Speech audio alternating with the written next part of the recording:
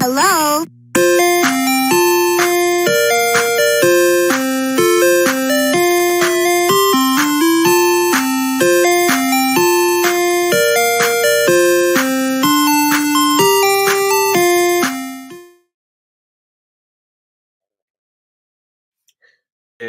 There we go. Now, hello, everybody.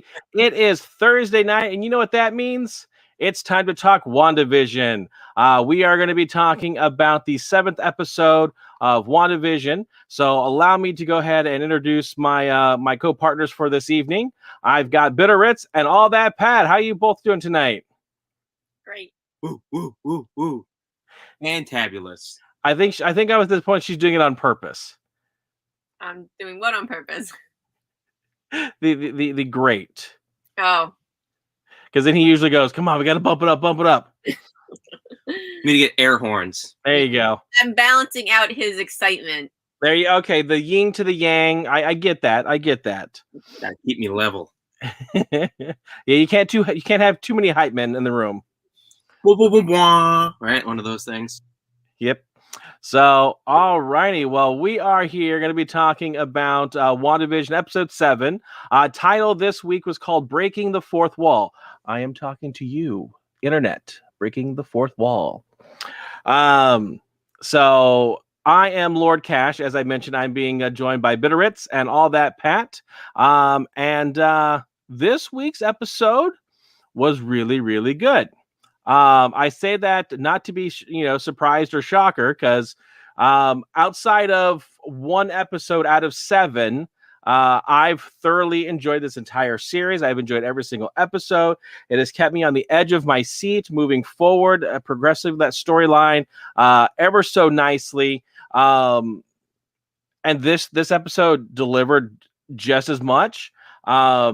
Lately, each episode, as soon as the police stand by, credits are rolling, I am yelling at the screen going, no, give me more. I want more.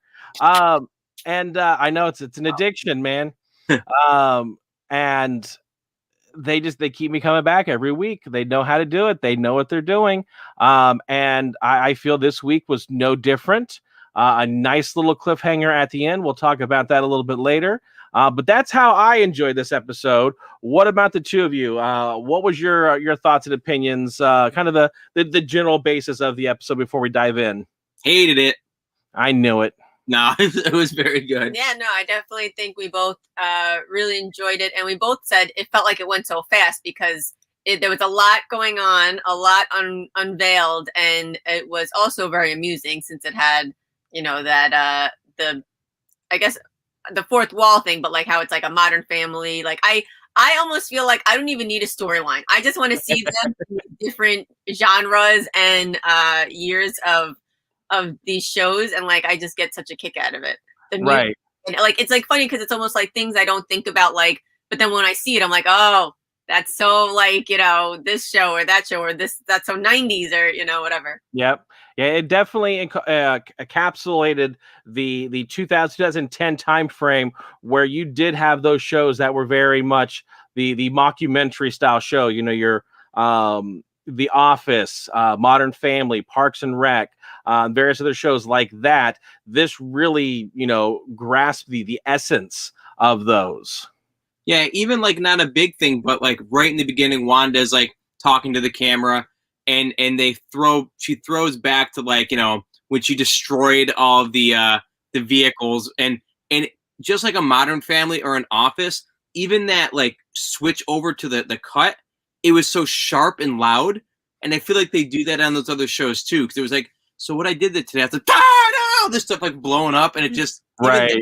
The sarcasm is more, later, like more current decades. I feel like, and you compare that to the older shows that were like feel good, lovey dovey, you always have a message in the end, and now it's like, no, this is real life, not being so like what she says one thing about Terror Kids that she was like, maybe I shouldn't have said that, but they'll get over it, and it's like it was a little dark. I don't know. Yeah. With having those cutaways, and even then, the cutaway even had a little bit of humor to it. Yeah. As she was saying, like, yeah, I expanded the field to the reality that I've been living in, the fake one that I've been living in. And I cuts to, and they're like, ah! And I almost had like little, almost like a little kind of comedy underscore, I can't, what's that? Juxtaposition. Juxtaposition. No, I'm thinking of that. I can't think of the Benny Hill thing. That's the Benny Hill. I almost had like a Benny Hill underscore to it as they're running around going, "Oh my gosh, the field's expanding! Run away, run away!" I'd say my favorite part in the whole thing was, we'll get to it, but it was one of the those cutaways, but with Vision. his realization during that. I'm like, I always think about that and those other shows where it's just kind of like, when are these cutaways made? Because they're referring to something that it's like, it's a whole idea. Like, you never really think about like, when is it happening and why they can't. We'll get to it, but that's right. The Vision does. Well, before we officially jump too much more into the episode and start talking about things, I do want to give the official warning. There's a spoilers going to be talking ahead. This is a full spoiler, so everything that we've seen and we've talked about, we're going to talk about it. So again, if you have not seen this episode, go ahead and pause this, come back to it, like, subscribe to us so you come back to us and watch us later. But again, warning, spoilers ahead. All right. Make sure that that's all done out of the way. All right. So let's go ahead and jump on in to the intro. Do you guys actually watch The Office, Parks and Rec, Modern Family? Did you watch any of those shows? Oh, absolutely. And I loved like the different. We'll tell you how. Yeah, like her name was on everything. Like, like all the different like styles. Like, yeah, it was very good. And yeah, we watched all those shows. So this intro actually is combining 3 different shows into one kind of opening.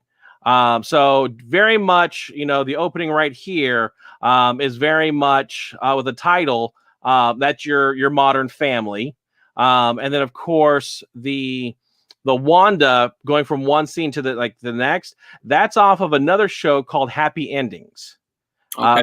It aired on ABC early 2010. I think it was like 2012. Ran for 58 episodes. And what's interesting about that is, are you familiar with the Russo brothers?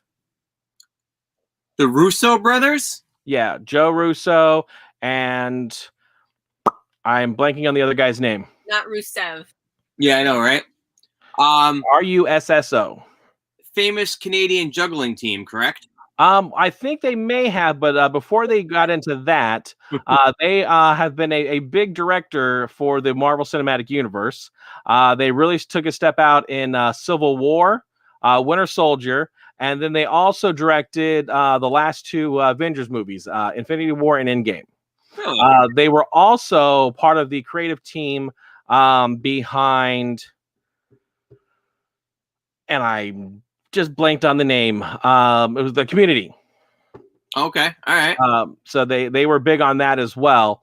But they directed 4 episodes each out of Happy Ending, and one of the directors on that was Matt Shankman, and that person has directed all episodes of WandaVision to date. So I can't speak for the last 2 because I don't know. But it's interesting. They pulled that little show into it and kind of give that look.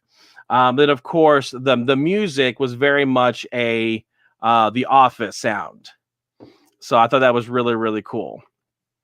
Now, how closely did you pay attention to the intro? In regards to like the words, the text. No, yeah, I don't think that we caught anything, but no, wait. Just go with no. Yeah, just go with no, because I did notice like on the commercial the lyrics and things of that nature. Right. And then also the ending too, but so in one of the scenes this pops up. Possibly signifying that Vision is aware of what Wanda's doing. And then, all right, little trivia here for you. How many Marvel movies have there been that are included in the cinematic universe? Oh man, you asked me this before. Last time I saw you, even because you had a whole big set. So from Iron Man to Spider-Man: Far From Home, how many movies? I'm gonna say it's got to be creeping up to 50 at this point. So we have 23 movies in the Marvel Cinematic Universe. Close. Very Yeah. close. Yeah. A little bit higher. The first one came out back in 2008 with the release of Iron Man. And then, of course, we had Far From Home came out summer of 2019. So with that, what does every single Marvel movie have in common? Superheroes. Yes. And who created all those superheroes? I'm gonna say Stan Lee is in all of them up until was it Black Widow? That's like the first one. He's not in it or whatever. I don't know. I haven't seen the movie. Well, that's true, but but Stan Lee is pretty much in all of them. Up to this point, is he actually in this somehow? So he made his cameo in WandaVision. Huh. This is one of the license plates. Dear God, is that what happens when you die? You become a license plate. Yep. So on there you have 122822, which translate to December 28th, 1922, which is Stan Lee's birthday. Wow. Okay. 1922? I didn't realize. 1922. Yeah, he was almost 100 years old when he passed. Wow. Did you ever get a chance to meet him at any of the conventions? I met him. I have my Spider-Man poster. I believe it's ones with the Twin Towers and Spider-Man's eyes. And then I got my picture taken with him and had autographed. So I do have my photo with him. And it was one of those things where I'm like, and it was $100 to get my picture with him. And I was like, I got to. I have to. This is the man, the myth, the legend that created like my childhood, the Marvel universe. So I'm like, when he came to town the first time, I didn't do it, and when he came back the second time, I swore that if he came back, I'm going to do it. I don't care. I will drop the money, and I had to. And he came back, and I was like, no brainer. Let's do this. Right. And now if anybody didn't get a chance, unfortunately, that won't be Yeah. Yeah. But so I'm very lucky that I did have that privilege and honor. So it was pretty cool. And it was a very quick, just bring you in, bring you out, bring you in, bring you out, bring you out. Your photo. He was just sitting on a stool there, but it was just still cool, nevertheless. right. So so that was the intro. There was a little bit before the intro, a little bit after. So, but basically, things are happening in Westview. So Wanda is deciding to take a staycation at home. She's punishing herself for expanding the hex, the fake reality that she's living in. So She needs mommy time. Isn't that what she says? Like, basically, she needs some me time. But of course, the kids are still there.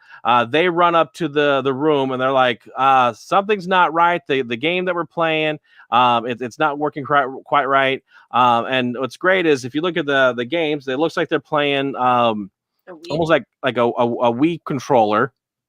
But then it switches over to like the Nintendo 64. No, GameCube. No. Is that GameCube? yeah. Yeah, my bad. And then it goes back to like Atari, and then it goes back to Uno. Now, I want to make a comment that just as a video game nerd, in essence, or a New York video game nerd. Anyway, I don't know if you said that loud enough for other people to hear. I was making a joke because the name of our network or show.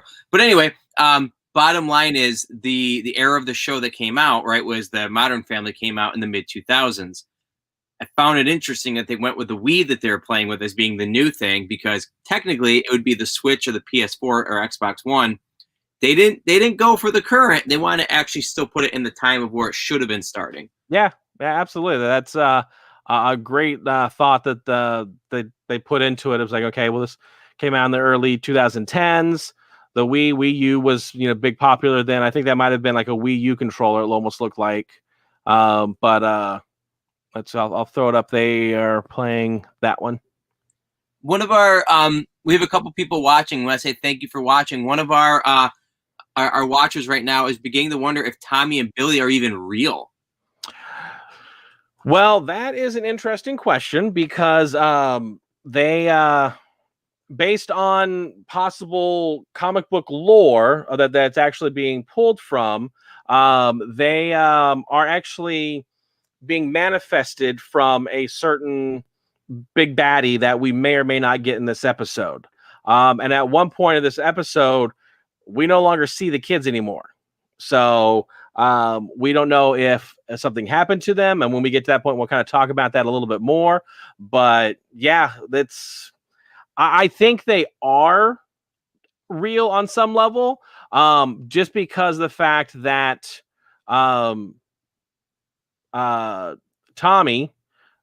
Billy was able to hear Vision outside of the hex. So I feel that he is a real on some level. It's just whether or not, once everything is all said and done, whether they will continue to be real. Keep in mind, though, the last person that saw him before he went out of the hex was somebody who could have been feeding that line to Wanda, using them as a transmitter, so to speak.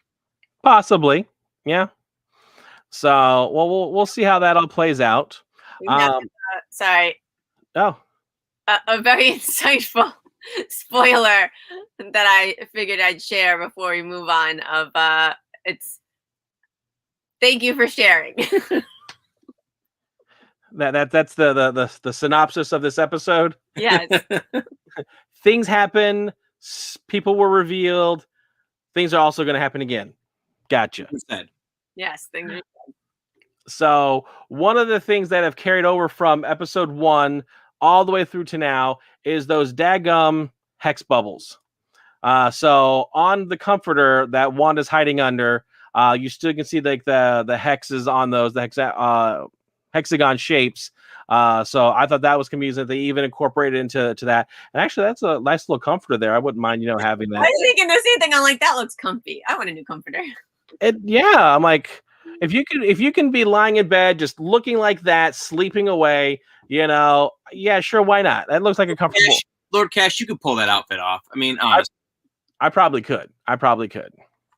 So, but eventually Wanda does get out of bed, goes down to take care of the kids, so to speak. But she gets some breakfast. Now, one of the things I've been doing lately is I'll watch it through just regular audio hitting my ears, let go in that route. But then usually I'll watch it with the closed caption on. And one of the things that I did not notice the first time is when Wanda is getting a box of cereal, apparently she's listening to the radio. And it says, whoever RJ is, good morning, Westviewans. Thanks for tuning into WNDA. That's funny. I find that amusing. Then, of course, the cereal that she eats are called Sugar Snaps. And they have a clown on them. There's a clown. So a callback to Thanos and the snap. And then, of course, the fact that at the end of last week's episode, pretty much they turned the sword encampment into a circus. And a lot of the agents got turned into clowns themselves. So again, it was that little interesting thing there. And then, as you may have noticed, on the milk, it used to be an actual carton, but just like the video games, they start going retroing, and so it flashes back to when you used to get the glass containers from like the Milkman and things of that nature. So it did look like that, but then of course it did look like the carton. I have see, my mind's going all over the place. Taking what B said, or BA said a minute ago about the boys. we do see something also pop up in a moment when things continue to go backwards. And Yeah. Like the stork. Stork. You could just say yeah, it. I gotta say it. When they go back, when there's a couple moments later and a scene coming up, the stork is right there. That might be the boys. They may have already disappeared right there because it's gone backwards. No, then you see them in Agatha. That was before you see them in Agatha's. But do you actually? Oh, they do. You do see them with her because I remember like. Yeah, that's before. You're right. But the I didn't notice if it meant anything, but I was curious if it did. I saw on the milk carton there was a missing picture, and I was curious if that was anything. I tried to zoom in on it, and I even searched the interwebs to see if I could find any clear picture. But you literally, she's covering like the description, and the picture is extremely blurry. And it's just one kid. Brother, though. What's that? He said, "Imagine if it was her brother." It looked like a younger kid. Yeah. It looked like a kid about the 8 to 10 years of age. So who knows? And then again, another throwback. Looking at the picture over by the window, you'll notice that there's a couple calendars and like everyone's like assignment on that.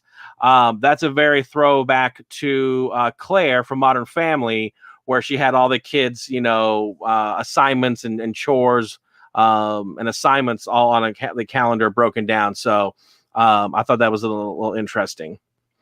So, and then another scene, it jumps over to the new sword location, the interim base, and Hayward asked a very reasonable question, and that's what happened with the broadcast.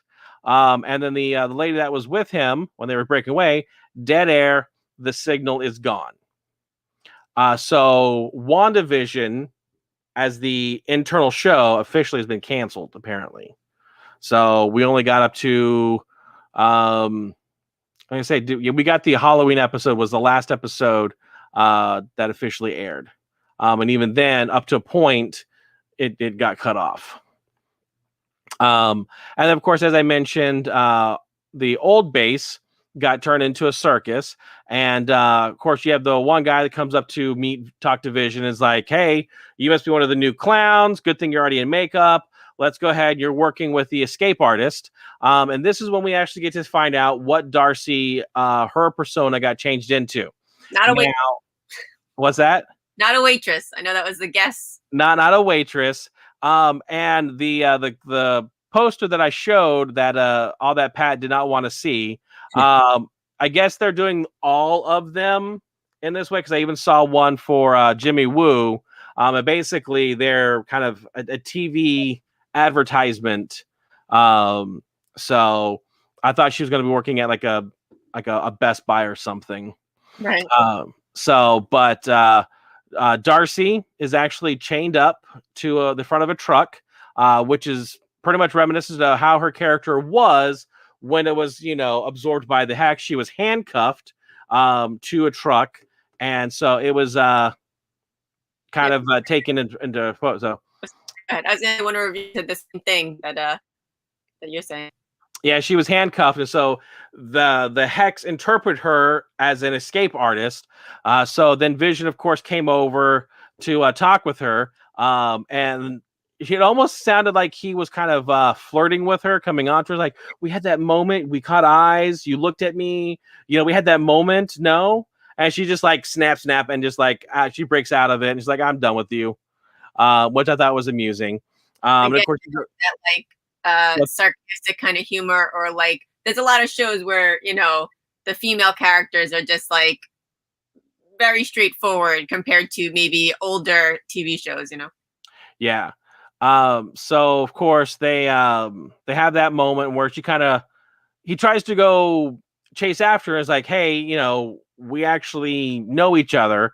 But then it jumps back into where, and I think at this point, Agnes comes over and offers to take the kids away, so that way, Wanda can have some alone mommy time, where she's got her cereal, which of course, again, the color red is being shown throughout the episode, all the episodes, signalizing her magic. And so, of course, she's got a red cereal bowl. And then, of course, as she's, there, things start to unwind. Right. So at one point, we see, if you look right there behind the couch, that is the plant that Agnes brought over at the very first episode. Okay. So and then it changes to another different plant. As she's starting to watch TV, it reverts back to a black and white, tube TV versus a flat. And so of course she does her magic, and just like fixes everything back. So I thought that was, kind of showing that it's unraveling all in her mind and everything that's going on. On top of that, she looks at the stairs, and it goes back to the 70s style of a staircase. And then, as we already mentioned, the stork makes a visit, which also aired in that episode. So it's just slowly starting to unwind and dissolve right before her. And she's doing her best to keep her magic in line, so that way she can actually keep stuff in tow. And Lord Cash, was the flower that was in the Agnes brought over in the first episode, was that called the Everbloom flower? One of our viewers is also, I think that's what yeah. I don't know if it's ever been mentioned, and I have not read anything online about that. I don't know if there's anything particular about that, if it has any ties within the Marvel universe. So I'm looking at a little Google search right here to see if some of the images. And jump in advance too far, but she definitely has a thing with plants, as we'll see later, like the ivy coming out of the basement. So I was a little caught off guard by that, so maybe that's I don't know if that's a thing of hers. I'm not too familiar with her as the witch character. Yeah, so that I don't know. I will definitely have to do some homework and to look into that. But I do like the idea that there could be something more there. So then we jump over to find out what's going on with Monica and Jimmy, and it looks like the email that Darcy sent out was able to make its way to Jimmy's phone, and it looks like there was more involved to the program Cataracts, and it's like Hayward wasn't trying to decommission Vision, and actually he was trying to bring him back online. Nothing worked until Wanda stole the body. So of course, this brings up the ethical conversation, because a few episodes back, when we were talking, when Hayward shows the CCTV video of Wanda breaking into SWORD, taking the body from their facility, that's a violation of the Sokovia Accords, and again goes against Vision's living will. When Hayward himself was violating the living will of Vision by experimenting on him, trying to recreate him, and SWORD stands for sentient weapon.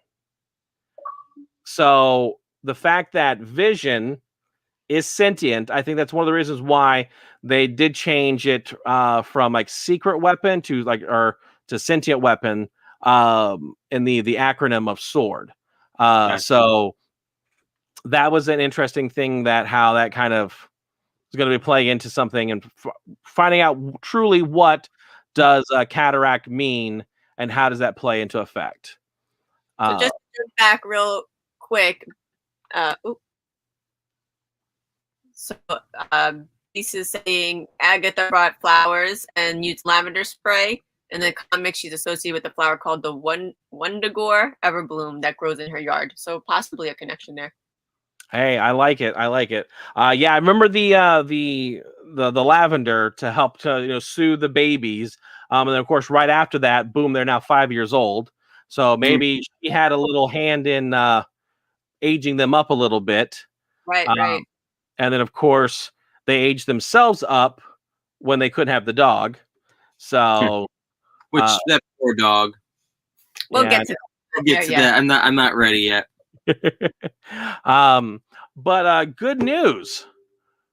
We finally found out who Monica's guy was to make the vehicle. And that was Major Goodner.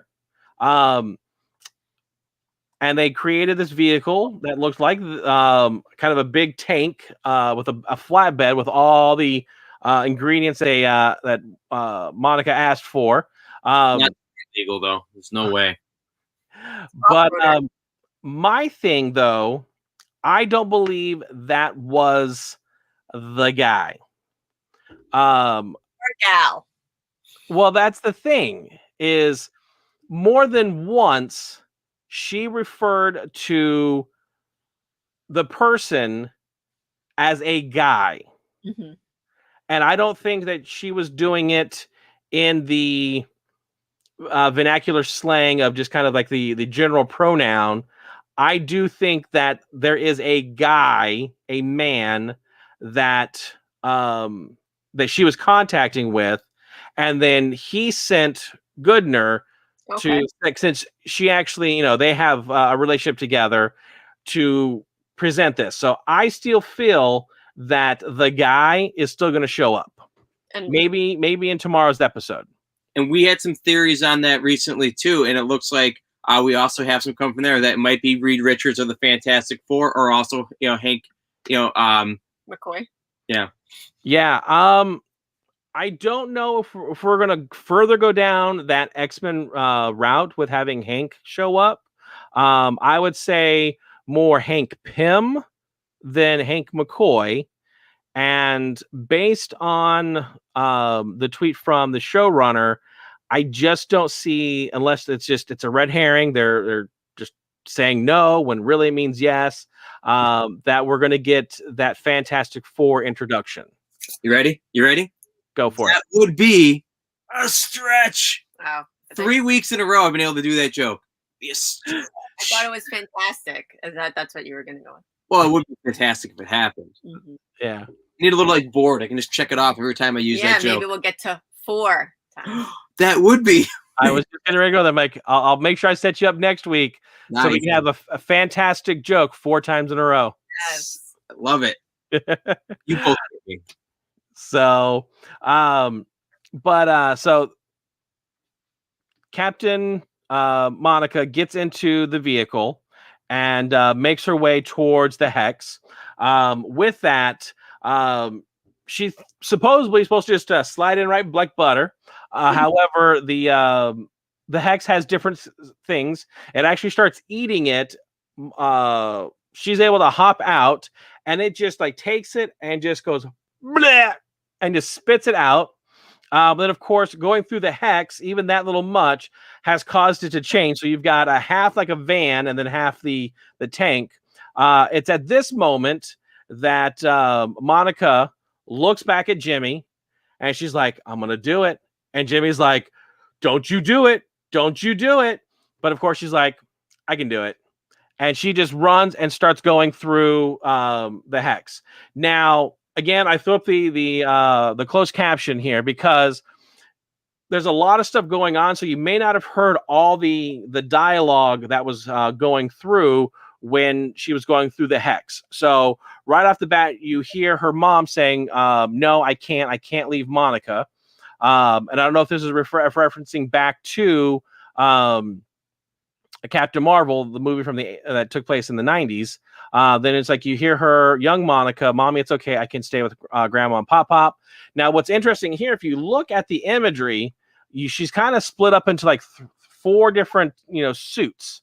So you've got the 70s outfit. You've got her in the her astronaut outfit. I think there's even at one point you actually see her in the outfit that she was wearing when she came back from the blip. And then, of course, you hear Maria saying, "There's no way I'm going, baby. It's just too dangerous." And then, of course, she's like, "Mom, maybe I could fly up and meet you halfway." And then, of course, Nick Fury jumps in, is like, "Only if you can learn to glow like your Aunt Carol," referencing to Captain Marvel. And then Maria's like, "And you were the most powerful person I knew." And then it continues going on.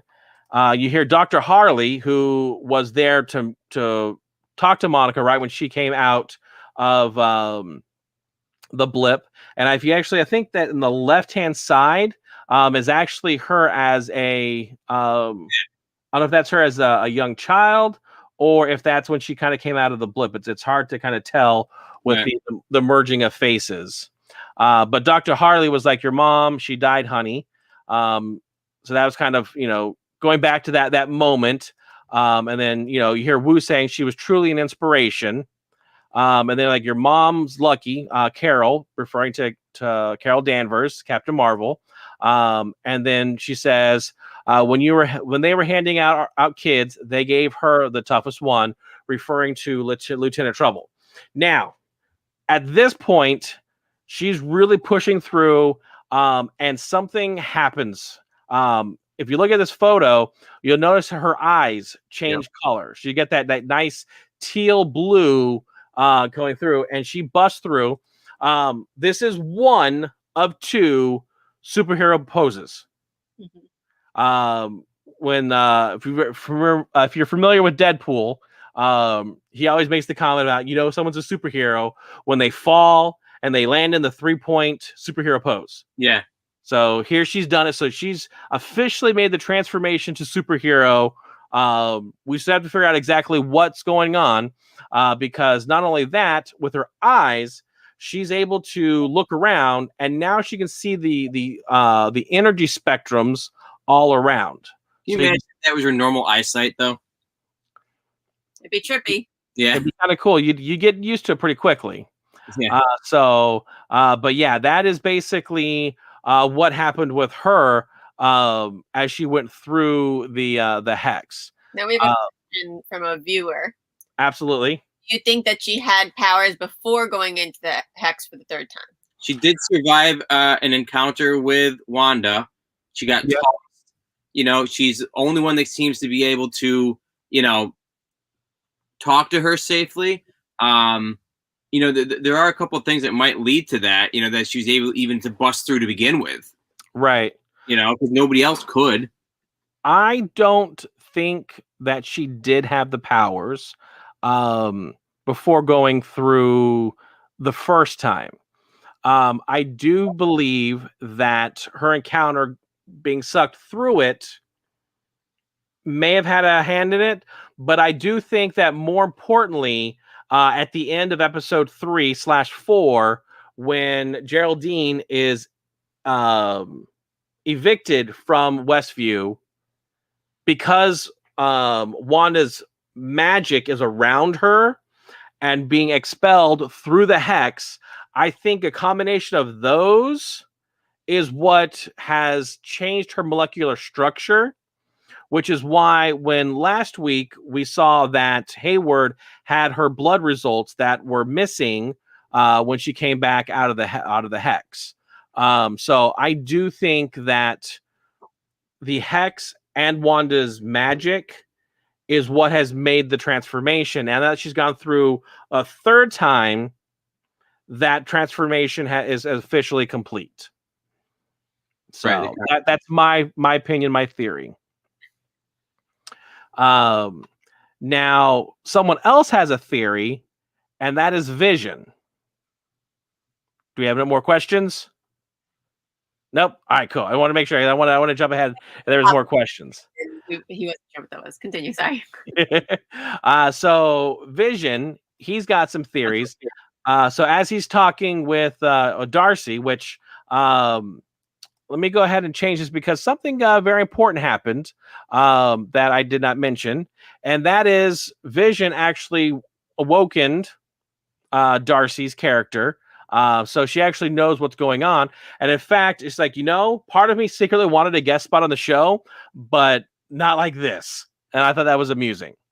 But then, of course, the same guy that met Vision on the outside, he comes over and is like, hey, you're up next. The lines are done. You need to get going. Now, if I'm not mistaken, this guy is this guy. Yeah. And this is the guy that first met with Darcy when she got to the compound. And she's like, so what's a girl got to do to get a cup of coffee? So the fact that she gets to punch him in the face, I think is a little justice on her part. It's like, should have got me that cup of coffee, man. So yeah, that was fun. And then of course, so as I was mentioning, they are now driving down the road trying to get back home. However, they come up to an intersection that is clearly busy, and as they're talking, things just start getting in the way of them not being able to get back home. So they think it's good. Then all of a sudden, construction. Yeah. Like there's no one around. Midday afternoon, they come up and start working on the traffic light. And then after that, they're still talking about, what's been going on in the episode. And Darcy makes it say, he's like, what I do know is I've been watching WandaVision for the past week. So apparently 7 days has elapsed. She basically says that the love that the two of you have is real. So I feel that that's going to be important. And then, of course, the construction workers go away, and then chains of kids. Where did they come from? Apparently, this is where Wanda's been hiding them all the time. They've been hiding out here for this specific moment. What I think is funny, so I mentioned earlier about the moment with Vision. Does a kind of funny, like something they always have, like in the Modern Family shows. So as they're watching all this and as they're being obstructed, they have one of those cutaways, where Vision's sitting in the chair and he's in front of a trailer and he's just like, blah, blah, blah. I don't know how we can even do all this. And then he's like, wait, why am I even talking to you? Who are you? And he goes, what? Why am I waiting here? He just stands up and just flies away. Yep. And that I just think is funny because, again, anytime I watch those kind of shows where they have that fourth wall, again, it's always kind of like, why are they talking to these people? Like what they could be doing so much more out of the situation if they're not just talking about it. Yeah. Yes. A hypothesis, which I'd agree with that it's not Wanda necessarily, which is what Vision believes, that Wanda's right. doing all this, that Agatha is the one that's causing the construction worker and kids walking by. It's definitely a possibility, especially since we don't know exactly what type of hold she has over everything. But we around this time we take our commercial break. Perfect, especially the text, what they actually say. Yeah, and the warnings. I'm pretty sure it's like based on a real commercial I've seen with the people in the bed and they just walk forward. Yeah. It's like, yep, is amusing. So, got ahead of myself there. So basically, it starts off with the commercial, and it's the same lady that's the same mom that's been in every single commercial that's had a person, minus Yo Magic. And basically, it's all about feeling depressed and not wanting to do stuff, and of course the fact that the world doesn't necessarily revolve around you unless it does. But here you've got Nexus. If you notice the pill, it's red and gold. Yep. So it monitors after your Iron Man type of thing. And then on top of that, it goes into like what exactly is Nexus. So there's a couple of theories that are out there as I'm looking for all of my stuff. So there could be two things that this is referencing to. One is that of like Nexus beings, or what I kind of jokingly think it is all about is if you've ever watched Star Trek Generations. Okay. There's the Nexus ribbon. that floats through, and basically it gobbles them up and creates that world that they would want to live in. So at the beginning of the show, of the movie, Captain Kirk, William Shatner, gets killed by the Nexus Ribbon. And then towards the end, Jean-Luc Picard gets absorbed into the Nexus Ribbon and finds him to come back. So it's that building that fake reality, I think almost kind of plays into that as well. Huh. Now the Nexus connection there for sure. Well, because that's where my brain went the first time I heard Nexus, is the Nexus Ribbon from that movie. It's probably my second favorite Star Trek movie, so that's probably why I locked onto that one enough. What are Nexus beings? So Nexus beings, they are a group of people who hang on a second. I'm losing my notes here. They are individuals who can affect probability and the future. According to what I've read, both Vision and Wanda are both considered to be Nexus beings. Oh, beings. I thought you said beans, like kidney beans, and I'm like, what's a bean? I'm gonna have myself a Nexus bean chili soup, and it's gonna gobble me up. It's gonna take me away to a whole new reality. Some beans do that to me, but no, beings, as in like human beings. That makes a lot more sense.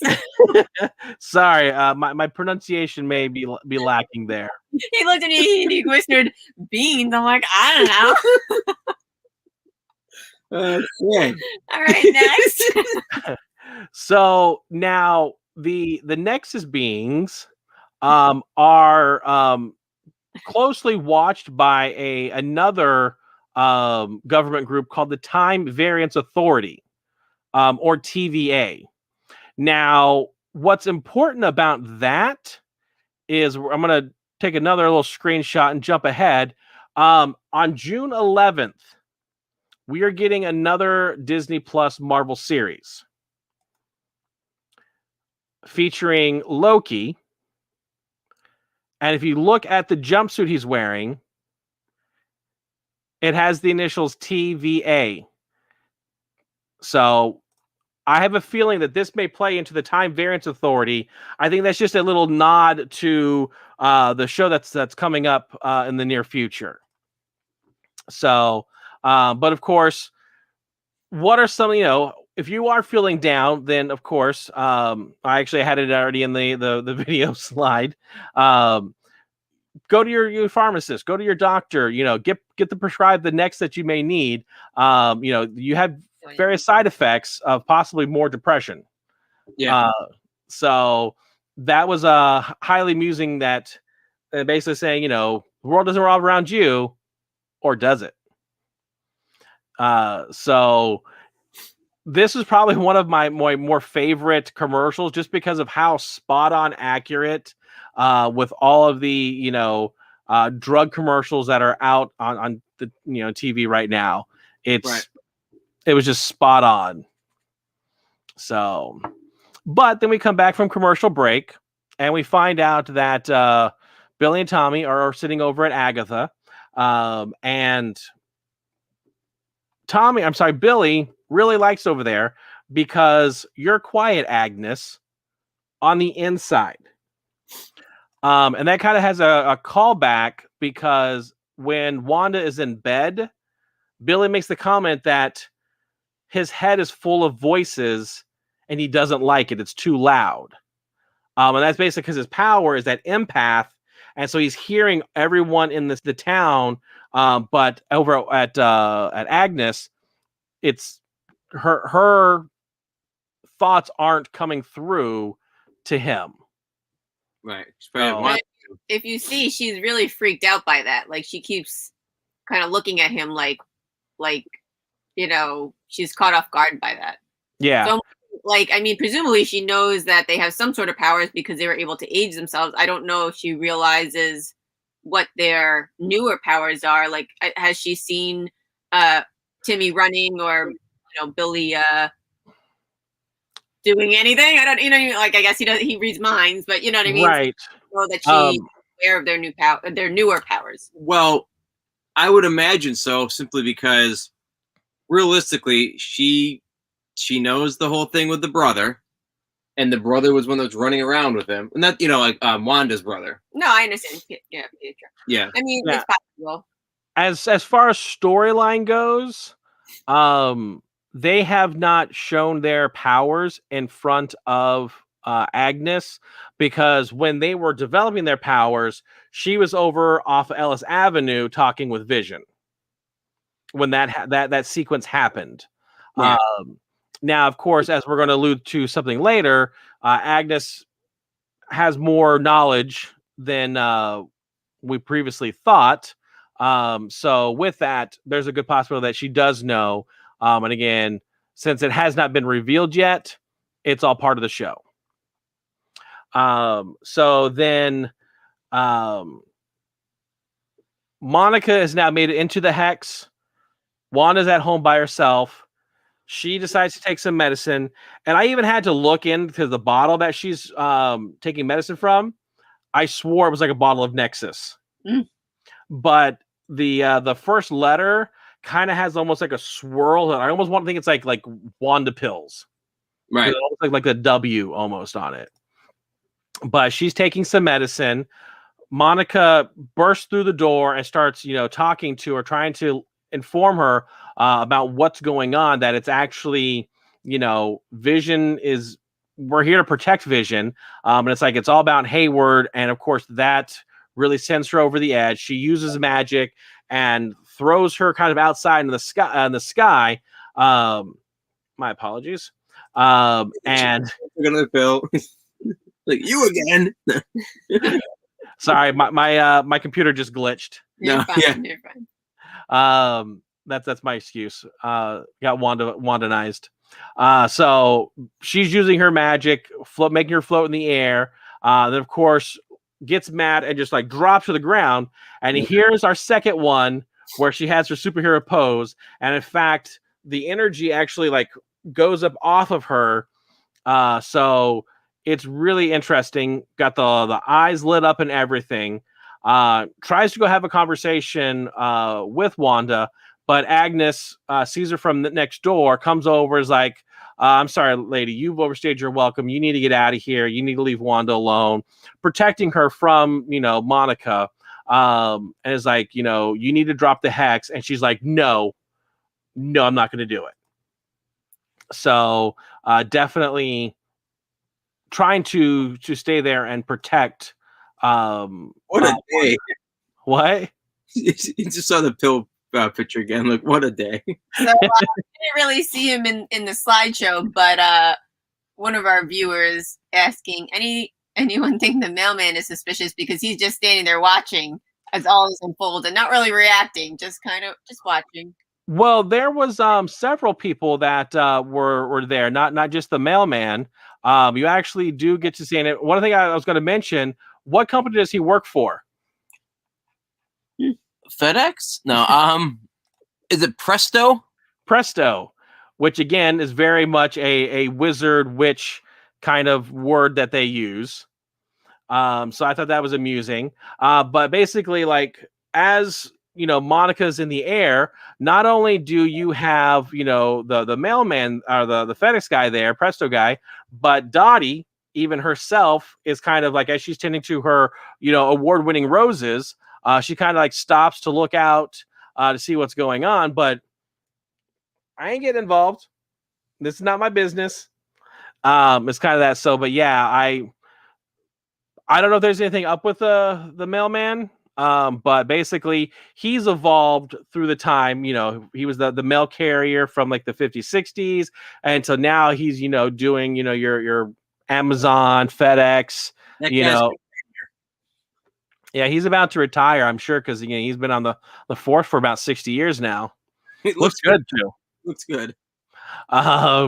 So then let me see, make sure I've got the right thing queued up.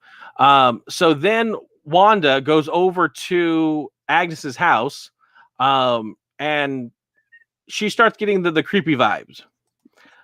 She sees the sandwich and drink apple juice looks like from the boys over there. We officially get Yo Gabba Gabba. Because why not? Was there anything relevant to that? Like, is that some kind of inside joke? Because, like, of all things to show, and I'm like, Yo Gabba Gabba. Why do I do that? And why is it on there? Why not? You know, I would think she'd want something on the TV if Agatha can actually control what's on the TV. Yeah, I don't know if there was actually something like kind of tied to the Marvel, but now it's officially canon within the MCU. Yo Gabba Gabba is going to be in the next Marvel encyclopedia. Yeah, we might get a spin-off show. That'll be the new Disney Plus is Yo Gabba Gabba. Little Civil War or something. The Avengers of oh my god. Gabba Gabba, assemble. So she starts looking around, kind of figuring, okay, where are the boys?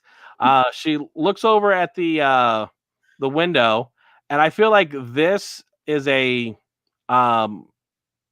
is meant to be there. It kind of looks like a fly or almost like a locust. And Wanda pretty much asks, hey, where are the boys? And from the kitchen, making some tea, Agnes is like, oh, they're in the garage or the basement playing. In a trap. A trap. So essentially, she goes over to the basement door, opens it up, and heads down in there. Now, I thought I had a video of actually all of these together, but I guess I didn't. Oh, well. Next time. So I'll just have to flip through them. So she goes down there, and this is when it like, really gets creepy because I'm like, I don't know about you, but I don't have a basement here in Florida. But I think having your vines and everything kind of growing up through your basement is probably not good. It's not. We noticed, BitOfRits noticed when we watched it that this is one of those times where it went from full screen and it all of a sudden stretched out into widescreen as soon as she walked down the stairs. Yeah. And it kind of, it shrunk down and went more letterbox. So like right here, it's shrunken down. But again, if you look here, you've almost got like a Ram's statue in the back of the kind of little altar area. And there's all sorts of things in here. There's this book that has like some orange glow coming out of it. I've heard someone refer to that as the Darkhold. But I know that book has already been utilized in the Agents of S.H.I.E.L.D. series, and it looked different. So I think it might be a different spell book because later we're going to learn that as Agnes comes down, that she is in fact Agatha Harkness. Dun, dun, dun. Which, not to say told you so, but that was one of the things that I mentioned in episode 1 as a kind of an Easter egg that this might be. Lord Cash? Yep. There we go. Yep, there you go. I appreciate that. So that was one of the Easter eggs that they kind of mentioned that she might be. And 7 episodes later, it finally pays off that Agnes is Agatha Harkness. Oh, so she kind of comes in as like, what, you thought you're the only magical person in Westview? And pretty much she does a little mind thing. It's hard to see here, but her eyes turn purple, and thus giving the little purple tinge over Monica's face. And this, we then finally get one of the best intros into the series. And basically, we kind of get a little bit of Agatha's backstory when it was Agatha all along. Who's been messing up everything? It's been Agatha all along. And this, I love it because it harkens back to the that time period where you had the monsters. Yeah. So that was really nice that they did that. The music was like the Munsters theme song. I don't know why I didn't pick up on it. Like the look definitely, but yeah. Yeah. Now this one is like, who's been pulling strings? This one, what exactly? She did nothing here. Well, So I don't know what she was doing magic wise. Yeah, like remember, Vision was all goofed up. Well, that was because of the gum. I mean, they showed something with the bunny. I don't know. I don't recall there being a mess up with the bunny, but that's what they zoomed in on the bunny, and then they showed her doing this purple magic. But also, Monica magically appeared in the wardrobe thing. So like, that was from Wanda, because I think Wanda did that. Right. Rewatch it. No. You're right. We'll circle back. You guys are right. I'm just trying to think about what did happen there, you know. But I think what they're also doing is they're just going from episode to episode. So we had the 50s. This is now the 60s, and then we jump into the 70s, where, and again, starring Agatha Harkness, she touches Herb, and you can kind of see the little purple magic on his shoulder. So this is how he's been awakened to know, hey, do you need something changed? What's going on? Geraldine's inside the house. What's going on with Wanda? She's pregnant. This and that. So this is right before he saws the wall. Yeah. So now you kind of find out why that happened. And then, of course, when we jump to the 80s, and you kind of see the purple magic on the backside of Pietro, and there she is just doing her magical thing. And then, of course, we jump to the Halloween episode, where it looks like the whole time that she was talking to Vision, it was all a ruse. It was all an act, which someone kind of made that comment that, what if she's just playing? She's just acting because she's aware of everything. But then, of course, then we go jump to this one where, Agatha is kind of the one being behind the camera, talking to Wanda. And that happened, not to cut you off, but I just did. When that moment just happened in the show, it was a guy's voice. But it might have been her, like, giving a guy's voice or whatever. So, and I have the picture where the interviewer goes, "Do you think maybe this is what you deserve?" And of course, she makes the comment about, you're not supposed to be able to talk. Now, if you actually take that audio and distort it, it is actually Agnes, Catherine Hahn. That is her voice, but it's been modulated to sound like a guy. Really? That's we'll listen to it later. But because when I heard it, because the second time I watched the show, I did listen, and I was like, I could kind of hear it as her, like throwing a manly voice, Yeah, if a female were to try to impersonate a guy, they it's a lot easier for them to do that than a male to impersonate a female. Do that falsetto voice. But basically, yeah, it just, I'm sure Agnes put up a little bit of magic, so that way you didn't realize it was Agatha. So then, of course, this was the big plot reveal. Giz was very upset. Oh boy, buddy, it's okay. So Agatha was responsible. She killed Sparky 2. Did she kill Sparky 1 as well? Yes, both of them. I had a comment about Sparky. Oh, it's I think because of the overlay. Sparky is also in the comics. He might have gone into her Everborn stash, and this could be the reason that she killed the dog. Possibly. I know, according to the story that she gave Wanda and the boys, that actually got into the plants and ate a couple leaves.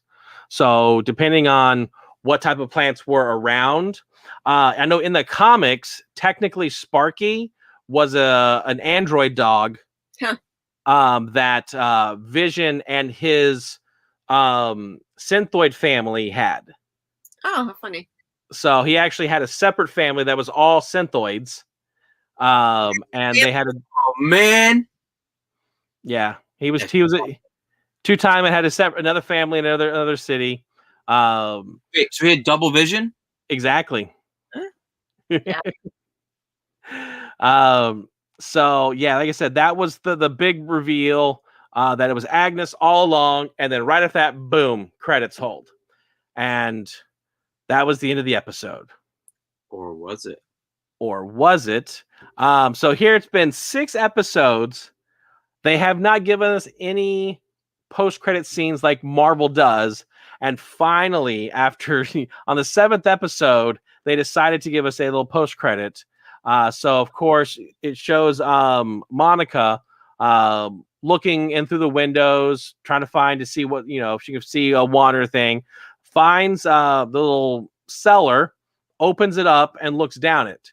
Now, what's interesting about this, if you look at, to get a different view, but you can see the vines, there's the purple magic flowing through them. And then what color has Monica's eyes been when she's powered up? Weren't they teal like the door? Yeah, they were blue. However, she gets a visitor, and it's kind of hard to see, but her eyes are now purple. Oh. And then, of course, you've got Pietro, or fake Pietro, pops up and goes, "Snoopers gonna snoop." And then that's that. So, of course, that's how the episode ends. And then, of course, we'll see what happens tomorrow when episode 8 debuts.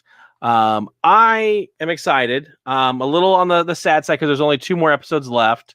However, as we've kind of made mention, there's more Marvel stuff down the pipeline. So, did you see the announcement today about there's going to be a MODOK show? So it's actually a comedy. It looks ridiculous. It's like a cartoon comedy. They just announced it today. Who's MODOK? For Disney Plus. Mm-hmm. Who's that? So when we watched, he was one of the. He's actually in the Avengers game. Okay. Yeah. He's the guy that's like a scientist, and he just gets like really deformed, and ultimately he's a big brainy head that floats around. Yes. Okay. Yeah, I haven't seen anything of that yet.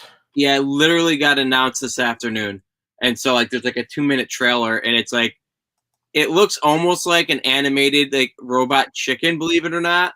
Okay. Right, but he's like a worker, and he's like trying to run a company. It's again, I don't think it's gonna fit in any sort of canon, but not to knock you off track, but I just saw it, and I meant to ask you about that tonight. Yeah, I'm kind of looking at it here. It's an adult-oriented television show that'll be released on Hulu, but it's a superhero show, right? Because it's not isn't aimed at adults. Almost entirely kid-friendly. So it'll be on Hulu versus Disney Plus, which Disney is at least owns outright or is the majority shareholder in Hulu. Right. So yeah, that's probably why I haven't heard it, because it was on it was announced for Hulu. But yeah, it does have that robot chicken kind of look to it. So I'm looking through all of my slides here, and I know there's a couple other things that I wanted to mention before we wrap up for this evening. And I think the only one that I didn't get to dive into was, and I'm trying to think of how to officially approach the question, but I guess, who do we think Pietro is? I'm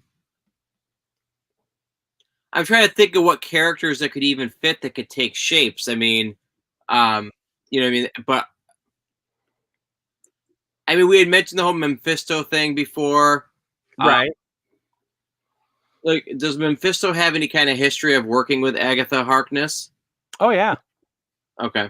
So Yeah. it's probably Mephisto. And in fact, the first time we see Mephisto, guess what? In the comics, guess what he is? Is it him? Oh, yeah. Okay. So the first time we see Mephisto, he actually shows up as a fly. So I don't know if that's a little nod or just again trying to sneak us down that rabbit hole of what possibly could be. They're trying to mislead us at this point. It was only 2 episodes ago. I think everything, just like the finale song. Yeah. I think that from now on, everything's going to be like right on the head. You know, I don't Right. think like trying to swerve us at this point. So since she is a witch, there was the kitty litter at the very beginning. The little poster in the Bewitched opening. Mm-hmm. That was at the supermarket. Right. Yep. So is a black cat, which that's what Agatha does have in the comics. Yep. I'm wondering if they've changed it up a little bit, and so her familiar is actually the rabbit. Right. Now, do you remember what the rabbit's name was? It was like Mr. Scrunchy or Mr. Scratchy, something like that. Oh, Senor Scratchy. So, I'm not sure if you caught that, but Senor Scratchy. Yep, that's what I've seen your Scratchy. Is it? That's what one of our viewers was asking. Who is, I guess, Senor Scratchy? Yes. So, did a little digging, and this is my prediction. Is I think that Pietro and Senor Scratchy are the same person. And with that, his real name is Nicholas Scratch. That is actually. There you go. So that is not Mysterio. Never mind. I was like, as soon as I looked at it more, I'm like, no, that's not. No, okay. No. And this is Agatha's son. Is Nicholas Scratch. Why would you let your kid dress like that? No. He's his own man. He does his own thing. So yeah, that is my prediction, is that Pietro is Agatha's son, Nicholas Scratch, who is kind of the, I don't know if they, again, Senior Scratchy, Nicholas Scratch. It's kind of it's right there. Yeah. You know, it's almost the Agnes Agatha. Right. So I'm curious what's going to happen there. I don't believe it is Pietro. I don't believe it's her brother. The stuff that we saw from the Halloween episode definitely leads us down the road that that's not who it is. That rabbit hole, if you will. Exactly. I was gonna avoid saying it, but I really shouldn't have. I should have just said it. So, but anything else that you wanted to point out, or any questions out that you might have before we wrap up this evening? I mean, you know, of course, I'm going to ask, what do you think the like the theme? The theme, yeah, or like the show style of the next episode? I think we're done. I think we are done with the sitcom television series, because we have literally come up to the now time frame. There's really not much else we can do. Right. I think that very similar how we got episodes 1, 2, 3. We got the kind of the flashback of Sword. Then we've got 5, 6, 7 of progressing the storyline even further, and now we've got the big plot reveal that Agnes is Agatha. I almost feel we're going to get her backstory.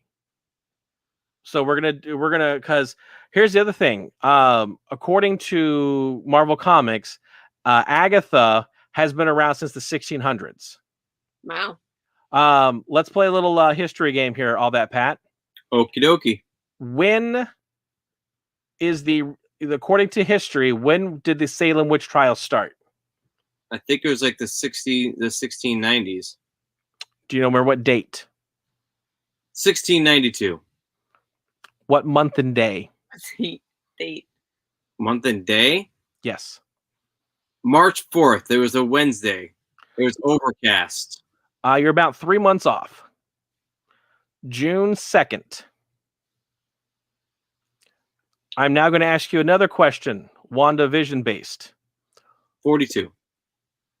What is Agnes's and Ralph's anniversary date? Oh, wasn't it? It was like June 1st or something, right? June 2nd. Yeah, I would imagine. No, you just told me. So I'm wondering if that kind of ties into it. Maybe that was Senior Scratchy this whole time, and they're just playing a role. That's Ralph? Yeah. Could be. I haven't seen Ralph in a while. Ever. Yeah, I was like, have we ever seen it, Ralph? Just real quick, I want to jump back that Beast also is thinking we're not gonna have any sitcoms. How about you, AllThatPat? Yeah, like I said, I don't think there's going to be any like theming. There's not going to be any more swerves. Like I said, everything's the table has now officially been set. Yeah. Before, like we haven't seen any battles yet. I think this is where I do think that'd be cool to have her backstory for Agnes or Agatha Harkness, because I'm assuming that I'm not in the minority here. That I can't imagine this is a very well-known character. No. I did, by watching reading other people's theories and reviews, that's how I came upon the name Agatha Harkness. Otherwise, I would have not have known her as well. So I have a feeling I don't know if we're gonna jump back that far back to the 1600s time frame of the Salem witch trials to actually get her story, her origin story, if you will, lead it all the way up to now, and exactly find out if there is another person involved, or if it's all Agatha all along, or if she's been getting directions from someone else, like Mephisto, like Nightmare, that other person that we may not know. And then, of course, find out how Wanda and Agatha actually met, because I don't think that she answers the door, that was the first time that they met. I know I talked last week that one of Mephisto's abilities is, while making a deal, is erasing that memory, so that way you forgot that you made this deal to begin with. So I have a feeling that, she made a deal with Mephisto. Agatha is now there to kind of help make sure everything stays on track. Both her memory has been wiped, and then, of course, because Vision was brought back to life at that moment, everything else that took place in his former body, he does not remember. He does not remember what Avengers are, what the battle of with Thanos took place. So he does not have that knowledge. Well, I know that we're saying that's the reason, but is there any possibility that Vision, while in this, also made some kind of a deal, and he also lost his memory for a similar reason? I know that the whole realistic. She carried his. Body that was in different parts, but he's not like normal. We don't know. Like, well, my only thing is, I don't know if Wanda has enough magical abilities to bring him back to life, but possibly someone like Mephisto could, and maybe with the help of Agatha. What if he? I don't know. And we're getting long in the tooth here, but what if when Vision actually sacrifices himself? What if he had actually made a deal then? It's a possibility. So, but we'll just have to find out tomorrow. The new episode drops tonight at 3 a.m. Eastern Standard Time, midnight if you're out on the West Coast. But definitely check back with us. We've got a lot of shows here on the New York Nerd Show. Monday nights, we've got the Slam Nation wrestling show, where AllThatPat and myself talk about what's happening in the world of WWE, SmackDown, and Raw related. Then check us out on Tuesday nights for the Game Room, where AllThatPat and BitOfRits do some video game stuff. So depending on what game they're playing, whether it's Cobra Kai or something wrestling related, that's always there. And then, of course, when they get mail, or if we get mail, we'll open it on camera. Mail call, mail time. We never know what's in the box, so don't do it, Pat. Don't do it, AllThatPat. Nope, don't do it. And then, of course, we like collecting cards, so we definitely do a little crazy card collecting. And so we'll be opening up those packages on screen. I think we've got some more Garbage Pail Kids coming your way here in the future. Then very shortly, we've got our one of our new shows going to be rolling out Funko Royalty, where I myself, Lord Cash, will be unboxing and showing off my new Funko Pops that I've been getting in the mail, be it from Target, Amazon, Walmart, who knows, Hot Topic, Box Lunch. I get them all over the place. So that right there will be unboxed. So anything else you guys wanted to add? I know you guys do some food review stuff. Yeah, we have to get back into that. All that Pat's on a bland diet right now, which means nothing that exciting. Understandable. I can do a review on some potatoes. There you go. Potatoes and spinach and white rice. Well, like I said, make sure you like the New York Nerd Show on Facebook, on Twitch, and on YouTube. Subscribe to the channel, like us, share the show out. Definitely, we're trying to get into to 20 subscribers. I think we're sitting at 14 right now, so let's see if we get into the 20s. But other than that, like I said, share the show out. Tell your friends about us, and we'll be back. Before we head out, I'm gonna just post this one last. Yeah. What are they gonna say? Skipping ahead to episode 9, but this is Beast thinks that Wanda will become so lost and so broken that the Hex is crushed into a million pieces, and Vision dies in her arms. A truly sad ending. So that is a sad ending. I'm hoping for something happier. Yeah, hopefully we'll get a little bit of a happier ending than that. But 2 more episodes, we're almost there. And then of course, Tom and Jerry after that. What's that? Tom and Jerry coming up after that. We've got Tom and Jerry. We're going to hit that up on March 18th for review. And then it starts, I think, on the 19th. So we'll have our first Falcon and the Winter Soldier review coming up on March 25th. So definitely stay tuned to the iStream Ustream show, and we'll have all this stuff for you. So, but until then, if you can stream it, go watch it. Bye-bye now. For joining us. Hello.